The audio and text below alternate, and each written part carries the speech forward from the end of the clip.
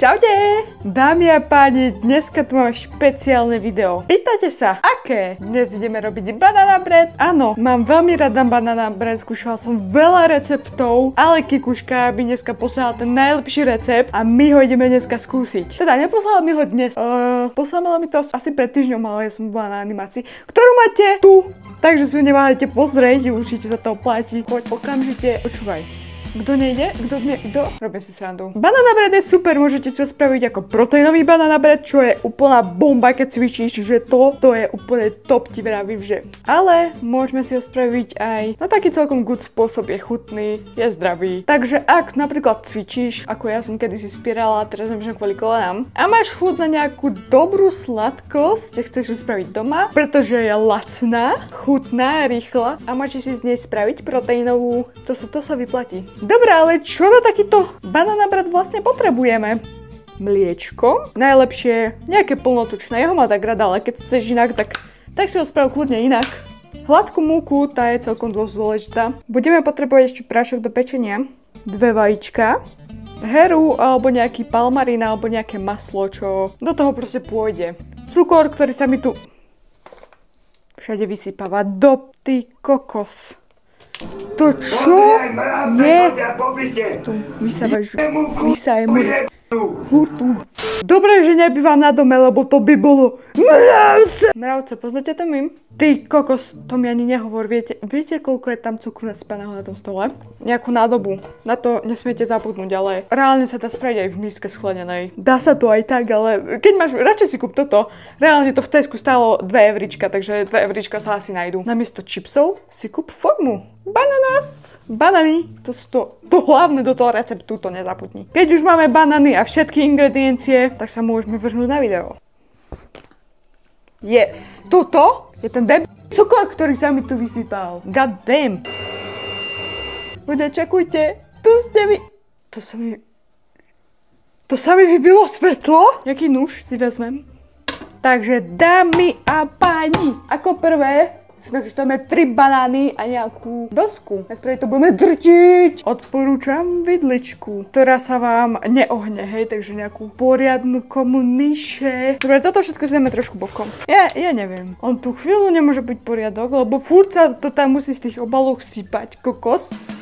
Hlavne, že som pred videom upratovala. OK, so, nejakú dobrú dosku, ja si zoberiem túto obrovskú. Zoberieš si svoje 3 banány. Tieto banániky si pekne rozlupneme. Build that shit. Bam. Teraz by sa vám to nemalo rozrostrovať ten obraz konečne. To odložíme. A ideálne potom vyhodíme do komposteru. To by bolo asi najlepšie, čo môžete spraviť. Tieto banániky idú pekne šúpať, už sú také. Ja som vybrala bio banány. Nie preto, lebo by som sa toho extra zastávala, alebo reálne. Mne príde, že to je to isté, len tam dajú šlupku, že bio, ale však to je jedno. Nikdy neviem, aká je pravda. Ale boli vyzretejšie a boli drahšie iba o nejakých, čo ja viem, pár centov. Tento hnusný koniec si odkrojíme. Ble, ja ho nemám rada. To je taký ten trpký koniec, viete. To tiež môžete vyhodiť do kompostera. OK, a teraz si banániky takto popučíme. Vidíte, ako to ide pekne. Najlepšie si vybrať nejaké zrelé, alebo nejaké, čo už idú byť také čierne, že už viete, že ich nebudete jesť, tak ich môžete využiť na banana bread. Spracujte si jeden, potom ďalšie, potom to budete mať zbytočne ťažké. Rozpočte to čo najviac, aby ste to mali také juicy. Bože, pred chvíľou bola moja sestra taká mini, že mala iba rok a som jej takto počula banán a potom ho papala. Ona bola banánu žrút, ona milovala banán. Banány sú good a hlavne do fitka. Vždycky pred tréningom som si dávala banán. Takú energiu som dostala, o mnoho lepšie, ak z nejakého energetiaku, to vám zaručujem. Rýchlo sacharidy, zdravé. Máte tam draslík, veľa draslíku. Viete o tom, že banán, keď ho takto rozkrojíte, tak by sa mal proste takto jesť. Že ho roztvoríte a proste on sa rozdelí na 3 časti. God damn, dobre, čo? Ja keď to spravím podľa mňa mojim malým súrodencom, tak to bude ich nová závislosť, lebo teraz je ich závislosť, keď im robím palacinky a odteraz bude banana bread. OK, takže pomáčkali sme si banány, teraz si zoberieme ideálne nejakú misku. Neviem, napríklad ja som zobrala nejakú takúto šedu, ešte budeme potrebovať takéto sítko na ten cukor. A lízatko. Ideme na ďalší proces. Dámy a páni, určite dobre viete, že som sa sťahovala z Kisúz až do Banskej Bystrice a preto vám chcem predstaviť jednu firmu. Ak potrebujete spoľahlivé sťahovanie po západnom Slovensku alebo v našom vnútroštáte, tak táto mladá firma vám s tým určite pomôže. Ponúkajú aj upratovacie služby, vrátanie vypratávania priestorov, takže vám pomôžu pekne krásne všetko presťahovať a ešte aj upratať.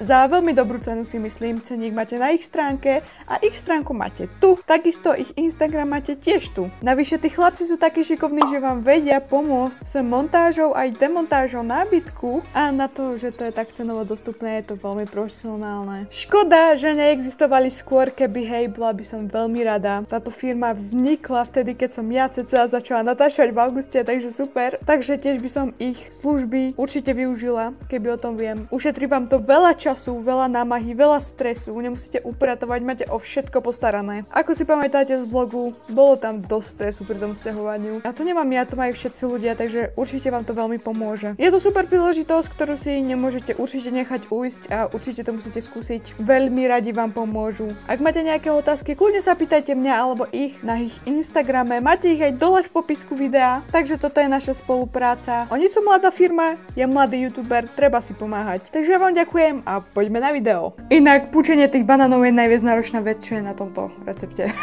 By som povedala, to sa nedá nič skaziť. Medzi tým, čo si budeme chystať ďalšie veci, si zoberieme nejakú malú sklenú misku, do ktorej si dáme tak 100 gramov tejto hery. Cca plus minus. OK, ja dávam takto, pretože ja to mám tak rada. A dáme si to roztopiť zatiaľ do mikrovlnky. Na nejakú chvíľku, ale pečlivie si to sledujte. Odporúčam. Hello, bitches. Zatiaľ si môžete zatancovať. Red light! Som zdeformovaná Squid Gameom. Hra na oliheň. Čo hovoríte? Viete, ako som vám povedal, že pečlivie si to sledujte? Ja som si to nesledovala. Ale máme to roztopený! Len sa mi to tam trošku tam mám borelce v mikrovlnke. Treba urobiť aj vtipné video. A taká menšia rada, nechytajte to rukami, hej? Lebo to bude celkom páliť. OK, takže tým pádom si môžeme dať do misky náš banana bread. Použite toto super lízatko na to. Miska je ťažšia jak janie.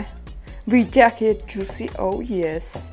Vyzerá to mega dobre podľa mňa. A s tým lízatkom to dáte celé preč z tej dosky. Teraz to tu krásne máme. Tomu si hodíme toto maslo, ktoré sme si roztopili.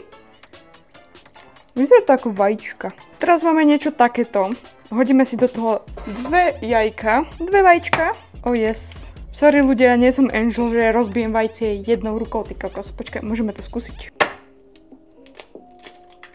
Oh yeah! Ľudia, to ste videli? Oh shit, je tam škrupinka. Ste takí, že si umývate ruky po každej veci, keď niečo varíte? Ja bohužiaľ. Teraz nás čaká pridať nejaký takýto vanilkový extrakt. Ja som to na začiatku nepovedala, pretože to není povinné, ale...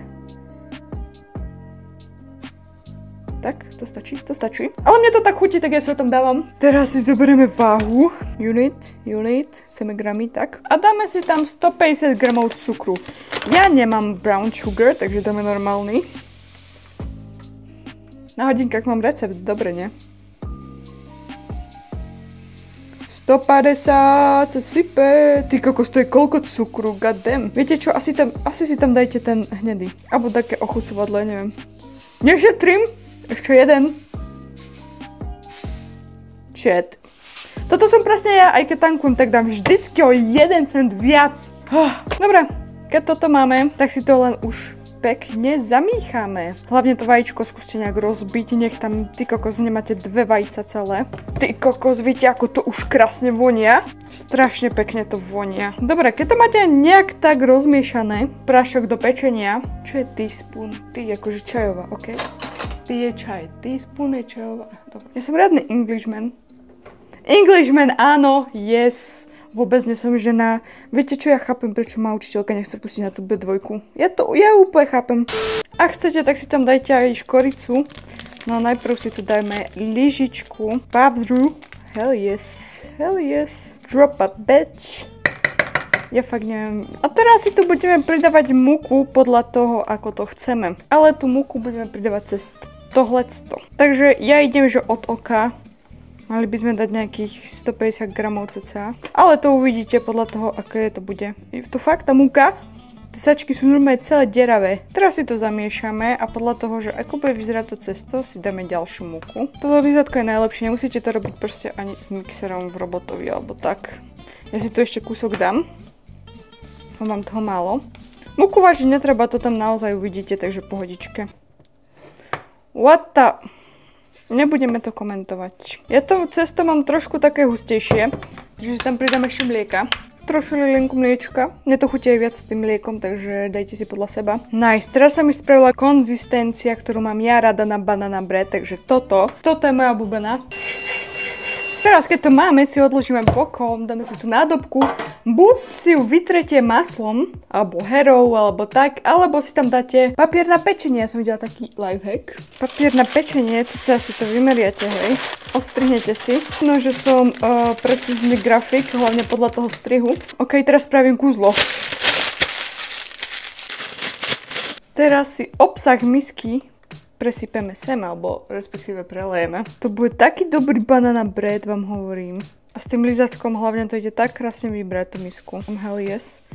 Vidíte, tak to krásne, úplne krásne to ide. Zoberieš, whoop, proste žiadne zbytky. Nemám tu nikoho, kto by mi vylízal misku ako ja, keď som bola malá. Robí to vlastne ešte niekto? Robia to ešte dnešné deti. Teraz si banánik takto pekne uložíme, naše dieťatko banánové. Dáme si trubu na 200 stupňov.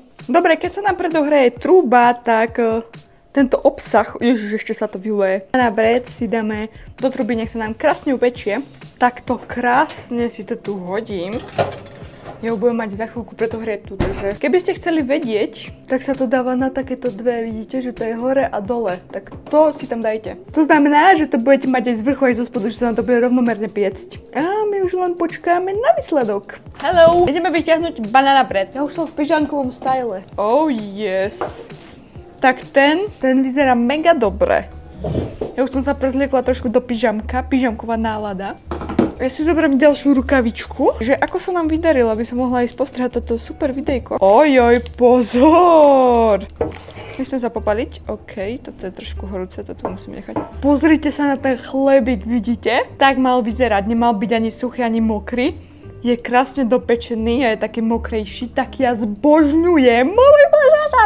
Ideme si ho teda vyskúšať, hej. Odkrojem si kúsoček. Je to kúsoček.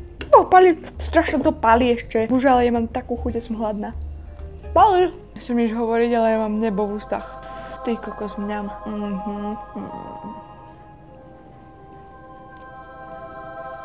Ľudia, dávam tomu 10/10.